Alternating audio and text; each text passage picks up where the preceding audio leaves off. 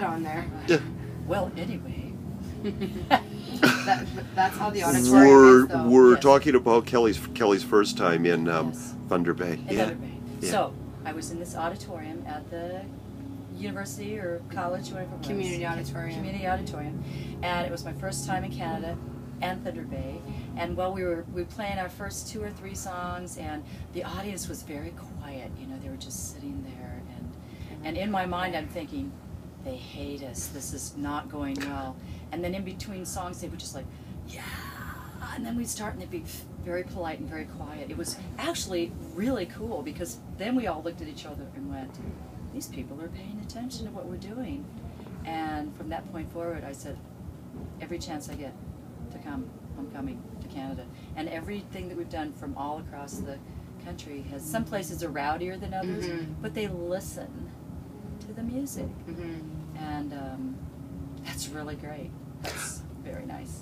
What's the difference playing outdoor festivals like this, or bars, or theater type settings? How are the audiences and the energies different? Oh, it's really different. Yeah. Technically, I think the first difference is technically, like today we had 15 minutes between acts. So there's really no sound check. There's many times you're using other people's equipment, which we did today except for our guitars and stuff, which went well because this is such a well-done festival and everybody's really well taken care of. So technically it's different. We just call it throw and go. So you better be ready to be shot out of the cannon, you know, which is really fun. I like the diversity of the big outdoor audience, age, background, everything. Clubs are fun because they're rowdy and they're intimate and they're packed, and you know, you got that juicy energy. And theaters are cool. They're interesting in that they're there really to listen to the music. Although we just played a small theater in the hometown where I grew up, and by the end we had everybody up on their feet. We said, I'm sorry, there's no ordinance against dancing here, get up. And everybody did, and it was so fun. So I like all of it. They're different animals, you know, they're very different, but fun. On that note, is there a different set list? So if you know you're doing a more, you know, a theater-like type show, are you going to play quieter, softer? Do you play quieter, softer music, or is it just you do your thing regardless of where you're playing? That's a great question. Actually, I've never been asked that. I love her. I love you too already.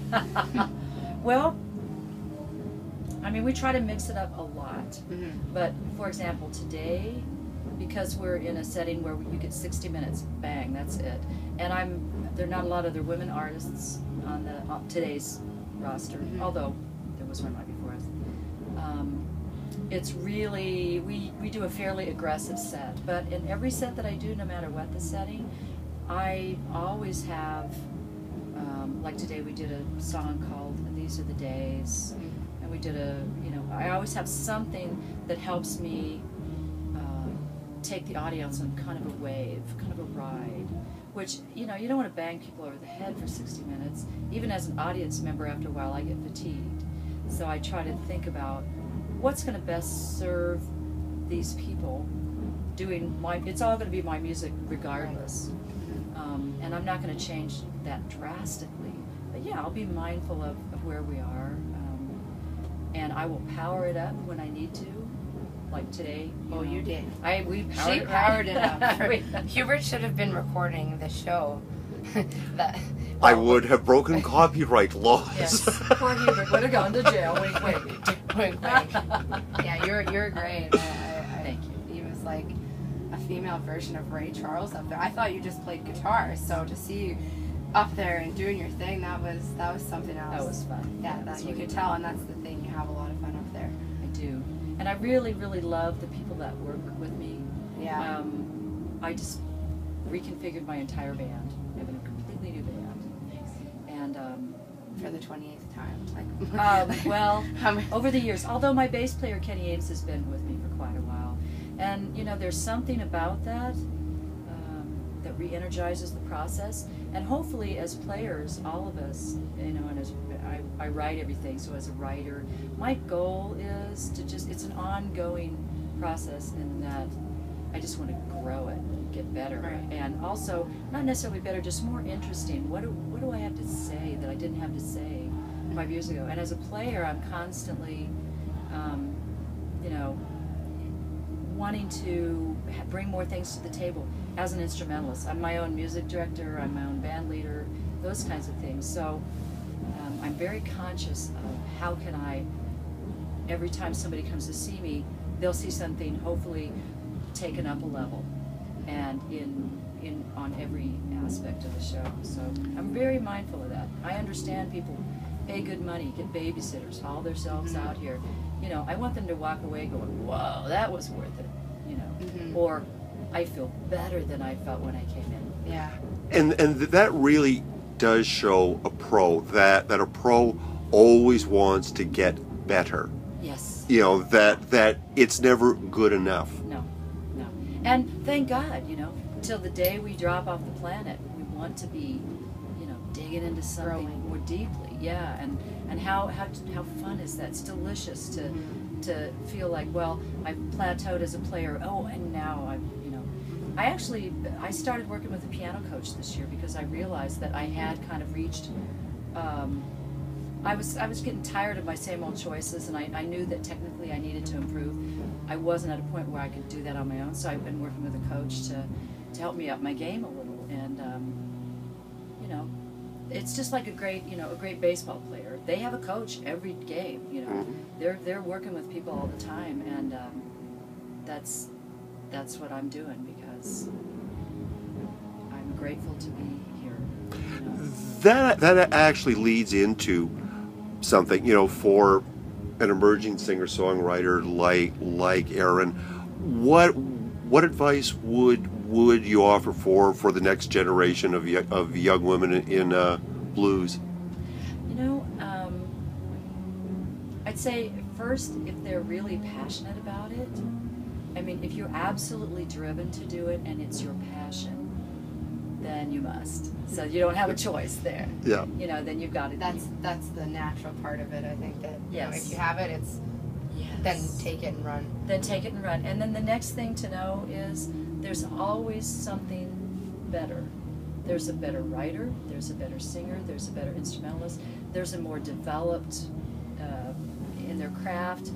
And I think it's one thing, especially as a writer, to set yourself up so you have many ways to catch those ideas. Yes, I write when I get inspired, but I set up dedicated times for myself every week to write. I set up dedicated co-writing sessions when I go to Nashville or when I'm at home with specific writers, because I'm not assuming it's all just going to drop in. And I'm happy when it does, but I set all these ways up so, you know, this is my livelihood, this is my passion. Even if I wasn't doing it in the public eye, I'm doing it anyway. Because you love it. Because I love it. So why not do it every way I can? And I didn't co-write for years. And when I started doing that, that really changed the climate of what was happening, and also developed that aspect a lot more too, I think. It was really, really super fun. So anything you can do to, and go see all the players you can. See, listen to everything. I've been getting on that. Old, new, developing, local, Right. national, international, every kind of music. This last year, that has been what I've been doing. Yeah. From Neil Young to the Blues Fest here, I went overseas and played some shows in Europe, and just like you said, local. It doesn't matter what it is. If you're into music, you are down to listen to the people you've looked up to, or the people sitting on the street. Anything. Yeah. Yeah. Because they're there. Right. And and just have nobody's great from the get-go. Nobody's great to start with. Unless you're started at 3, like some of the musicians here. But that were blessed. But even so, there was lots of growing to be done. Right. To do it, and then do it some more. And just make yourself do the stuff that scares you. If you're scared to play the whatever, go right to that. Because that's the best feeling when you do it and go, okay, well I messed up that and I didn't do that, but I did it. But I did did it. I have one question. I have to look here because there's just been so many people. Shannon Kerfman, which she was on earlier. I don't know if you caught that. We caught a boatload of that set. Oh yeah, she's great. And one of the things she said off camera was that when she first started, it was there was an actual schedule. You were sleeping for 3 hours, and then you have 2 15-minute breaks during the day to eat. And there was a point where she almost just, ripped her hair out and said, I don't want to do it. Have you ever had that where you have been pretty much programmed like a robot to, you're doing this, and no time for you? You mean being on the road? Right, on the road, just in general, as far There's as our schedule for today. Yeah. Is that an everyday? How long does that last? Oh, that's just today's. Today, but Today's and what's Mondays. tomorrow? Like, does it? Well, tomorrow is Monday, 7 a.m., 1 a.m., 4:15, 4:10. Tuesday is 2 a.m. I mean, we just, So it's pretty much set. It's set, but that's tour stuff, and it has to be that way. It really has to be. And I think we're privileged to get to do this. We're very fortunate to get to do it. So I think that's an example of taking it seriously. You're going to be on time for this. You're going to be prepared for that. Right. We know the drill. We know that that's what it is. I know that when I'm here to show up, I'm going to be rested. I'm going to look as good as I can. I'm going to, everyone's prepared. And that's how we manage to do it. When I'm at home, and we schedule time at home, we'll take ourselves completely off of that. Okay. Completely. I mean, I'll have scheduled times to write, and I have to do, promotional things throughout the week, which is part of my job. Thank God. Yay. Somebody wants to talk to me about what I do. Thank you.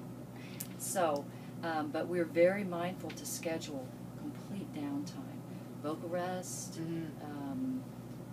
Your psyche has to rest so you can write. You can't soak up ideas all the time. I don't believe in writer's block. I think that when you're not writing, your mind is resting, and ideas are just coming into your bones and in your psyche, and when it's time to bubble up, they will. No worries. No such thing as writer's block. I like that. Your psyche needs a rest. You must rest. So it's, she's right in if you're doing just that for an extended period of time. I think she said she was 13 at the time, right? Well, no wonder. About that, don't quote me, but well, she did, and it's that on was video. thank you. That's an example of someone mighty young, Right. with that kind of a structure for a length of time. I didn't experience that at 13, so that began when I was in my early 20s, and I was more ready for that. Right, a little bit of a different age. Sure, yeah. So, yeah, it's taking care of yourself is sometimes it just means walking away for a while, taking a bath, calling your mom. Right. Go ahead Doing and the quote normal things. yeah, go do your laundry for God's sake. Every time I go home, you know what I love to do? I'll throw in the laundry. I love to cook. I love to read. I love to be outside. I love to see my family. We had our whole family over for a 4th of July thing. Oh, great. So by the time we come back out on this run, we're like, we're good. Yay, let's go. Yay. So because you want to enjoy it, because guess what? We don't know if any of us are going to be here tomorrow. And if I look back and I missed it, it's like, oh, I was just in Thunder Bay. Oh, my God. I was on a bus. I had my band. I mean, talk to you guys. Here we are. It's a beautiful day. I was serious on stage when I said, hey, this could be the best day of my life. I want to miss that. I don't want to be stressed about it. I want to be good with the fact that, yeah, guess what? Okay, so at 9 o'clock tonight, I'm rolling. I'm heading for Chicago. Sweet! Who gets to do this? Everything happens for a reason. Everything happens for a reason, thank God. And that's something I've noticed about blues musicians in particular. You're really thankful for the life you get to lead, Yes.